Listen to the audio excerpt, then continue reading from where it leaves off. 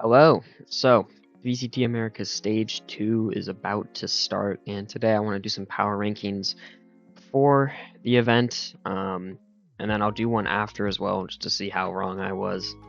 We're just going to put a ranking on each team, 1 through 12, where they'll fit, where they will finish. I'll throw the groups on screen right now. It's also important to note the champs points, so I'll throw those on screen as well. And then there will also be a few play-in teams from Tier 2 that'll be a part of that last chance to qualify for champs. I don't want to include them in this though, because I doubt any of them will, actually make champs or go on that kind of run. But regardless, let's get into it. I feel like the number one team is probably the easiest. Lev just won Masters London, so they probably should rightfully be first, although they only placed second regionally. The number 2 slot is a little bit more interesting because G2 have fallen off of recent, so I think it'd be pretty simple to put NRG. But if we look at the EWC results, 100 Thieves did just 3-1 NRG. However, EWC isn't that kind of like mainstream tournament, so I feel like it's more safer to put NRG at that number 2 slot. Plus, they are the previous champs winners, so surely they'll make it again. And you would think to put G2 at 3, since they were the 1 seed going into London. However, they just looked really bad in London and in EWC. They couldn't make it out of playoffs. And since 100 Thieves just won the event, they still were 4th in that stage 1. I'd actually put 100 Thieves at 3rd, which is probably the best they've been in a long time, maybe since 2024. The 4 seed through the 7th seed is where it gets pretty interesting, because you have teams like MIBR, Furia, G2, and Crew that all you could make a case for. But the team I would throw at 4th is actually going to be Crew, just because they bring in Heat over Silenced, which I thought was a pretty good move. And additionally, they had a 3-0 start at the beginning of stage 1 where they looked really impressive. So if they can bring back that kind of form alongside a better roster, I guess, addition with Heat, I think that they'll be a pretty good team that will definitely be on the cusp of champs. For 5th, I think it'd be interesting to put G2 because they have the greatest chance of qualifying for champs. They already have their 14 champs points.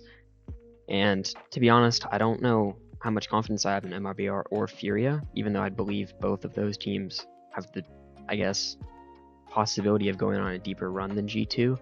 But since G2 are just so good regionally, it's hard not to put them somewhere in the top 5. Although they definitely did fall off from where they were previously, I'll still slot them in there. And then the MIBR Furia, I guess, battle is very interesting. I really don't know which way it would go. Furia have 2 probably pretty good roster moves, but MIBR did look a bit better than them in stage 1, and MIBR did not have a bad EWC at all. So just going off of the recent performances, I'd probably put MIBR over them, and Aspas just won't miss a champs, so they could definitely go on that top 2 run. I mean, they're supposed to be the super team after all. And then none of the other teams are probably going to be worse than Furia, so should be an easy 7 slot for them. And then we get to, I guess, the bad groups, the bottom half. There is some pretty poverty teams in here, like EG versus Cloud9, so I don't think it's fair to group someone like Loud or Sentinels with them. So those would probably be the 8 and 9 teams. Sen didn't even look terrible towards the end of stage 1. I don't know how much I like all their players, but John QT can probably carry anybody across the line. I doubt they make champs, but I'd probably have Sen at 8. I think they really need to figure out that duelist slot. It's been pretty rough since second left.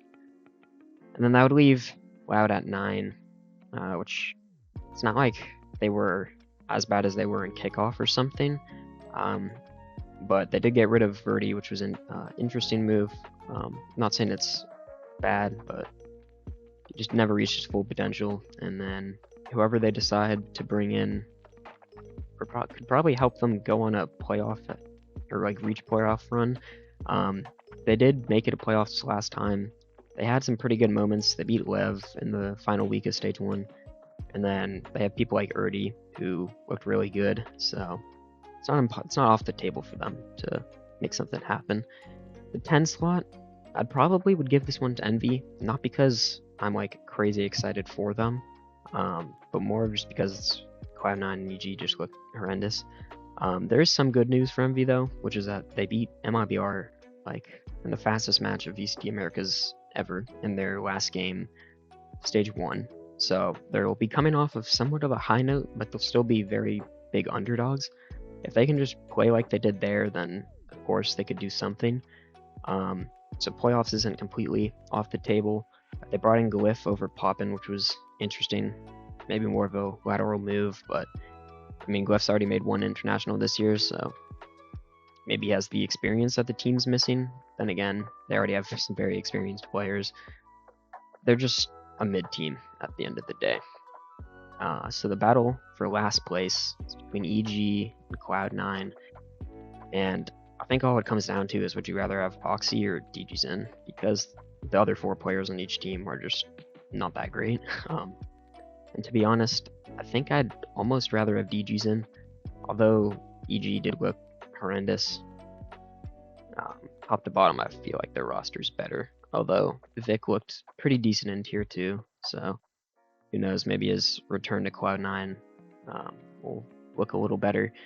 But yeah, this is the rankings I would have. Web, Energy, 100 Thieves, all looking great. I think there's a lot of hope for a Crew or an MIBR. G2 have been good in the past. Furia made some good moves. And then Sun and Loud both have chances to go on runs. Bottom 3, there's probably nothing happening with them. Based on champ points though, Lev, NRG, probably guaranteed. And then G2 would be guaranteed too, but just because I wouldn't have as much confidence in them, there's a chance that if Lev and NRG both beat them in champ points, and then neither of them make grand finals, there's a chance G2 would miss. So they would just, all they would need is just Lev or NRG to reach the finals. But yeah, should be an interesting stage. I think I really like the play-ins idea. That should be fun to see some tier 2 teams play. Not that I don't think that they'll actually do anything, but it should be interesting. Kind of like that last chance qualifier from a few years ago that people have been wanting back. But yeah, thanks for watching.